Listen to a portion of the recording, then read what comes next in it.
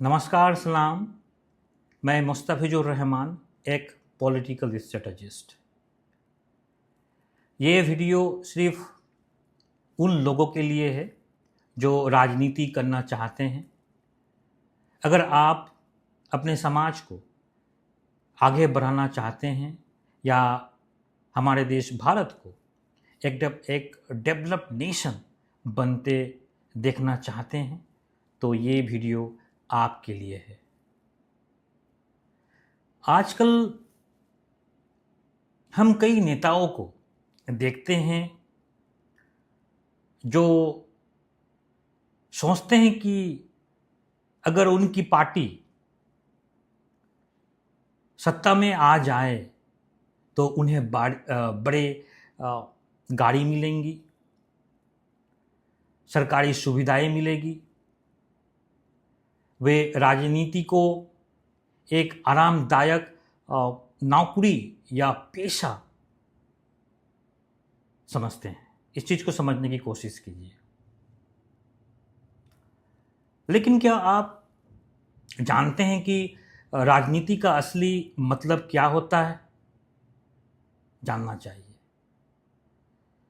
सुविधाओं के साथ काम करना नौकरी है और संघर्ष करके काम करना नेतृत्व है। ये वास्तव इस पंक्ति को वास्तव चीज को समझने की कोशिश कीजिए। मैं ऐसा क्यों कह रहा हूं इस चीज को? जब सारी सुविधाएं आपके साथ है व आपके साथ में हो, सारी सुविधाएं, प्रशासन या सिस्टम आपके साथ दे रहे हो, तब काम करना बहुत आसान होता है। ऐसा काम कोई भी सामान्य मैनेजर या कर्मचारी कर सकता है। लेकिन जब कोई सुविधा नहीं होती,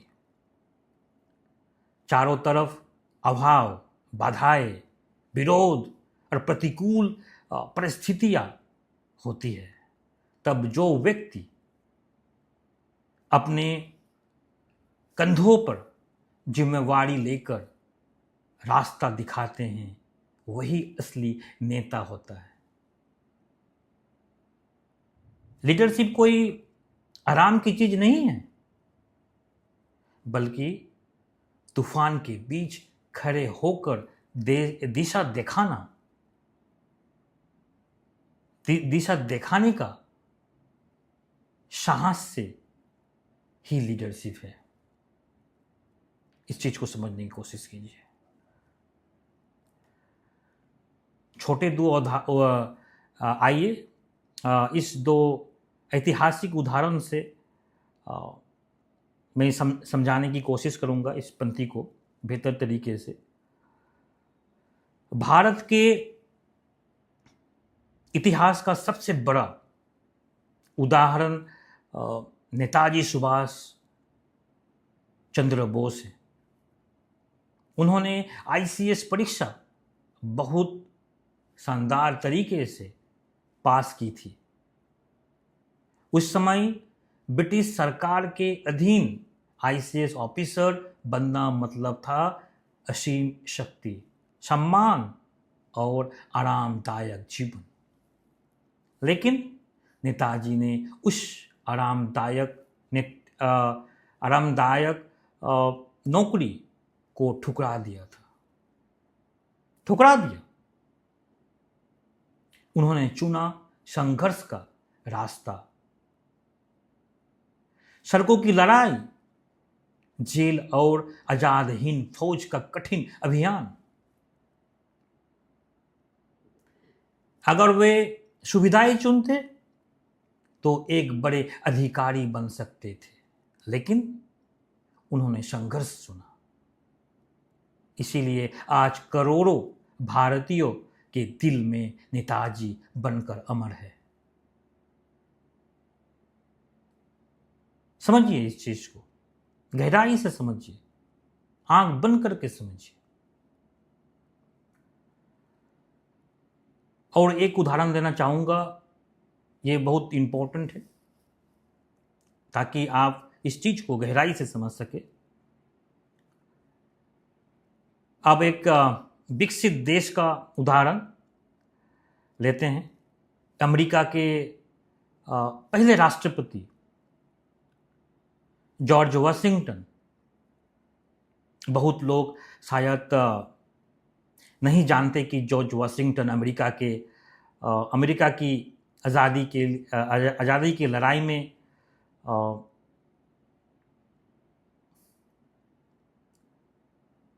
उतरे।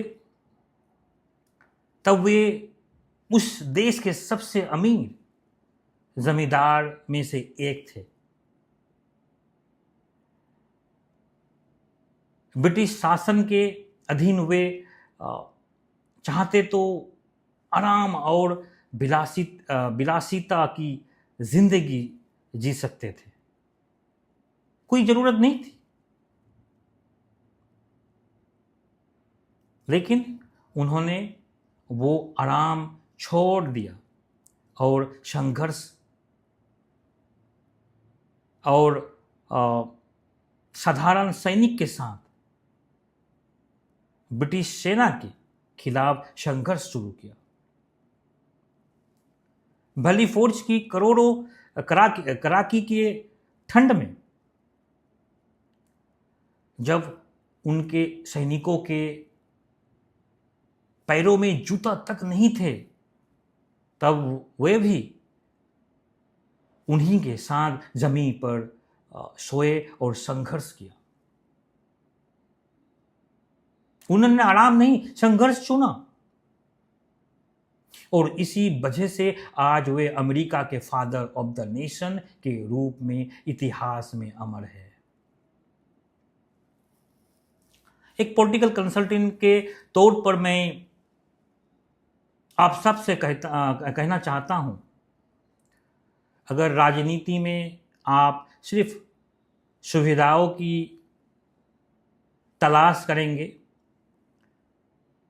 तो शायद आप एक राजनीतिक कार्यकर्ता या पदाधिकारी बन सकते हैं, लेकिन जननेता नहीं बन सकते। सामान्य लोग आपको तभी नेता मानेंगे जब वे देखेंगे कि कठिन परिस्थिति में भी आप उनकी अधिकारों के लिए संघर्ष कर रहे हैं। हो सकता है आपके पास सत्ता ना हो, फंड ना हो, लेकिन आपके अंदर संघर्ष करने की जिद ही आपके सबसे बड़ी राजनीतिक पूंजी है। आपके इस संघर्ष को सही रणनीति में बदलने और मैदान की लड़ाई में जीत हासिल करने के लिए जरूरी है सही प्लानिंग और सटीक ग्राउंड डेटा। पंचायत हो, म्यूनिसिपैलिटी हो, विधानसभा और लोकसभा, किसी भी स्तर पर जो लोग राजनीति करना चाहते हों या किसी भी पॉलिटिकल पार्टी प्लानिंग के साथ अगर चुनाव में जीतना चाहते हैं, वो हमसे सीधे संपर्क कर सकते हैं। हमारे विशेष विनिंग ब्लूप्रिंट, ग्राउंड सर्वे और आधुनिक स्ट्रेटजी आपकी जीत का रास्ता तैयार करेगा। संपर्क के लिए कॉल करें, नीचे जो फ़ोन नंबर देख रहे हैं उसमें कॉल करके 1-to-1 कन्वर्सेशन के लिए आप मीटिंग बुक कर सकते हो। सब लोग अच्छे रहें। याद रखिए, सुविधाएं अस्थायी होता है, लेकिन नेतृत्व का इतिहास हमेशा के लिए अमर रहता है। आज के लिए इतना ही। नमस्कार।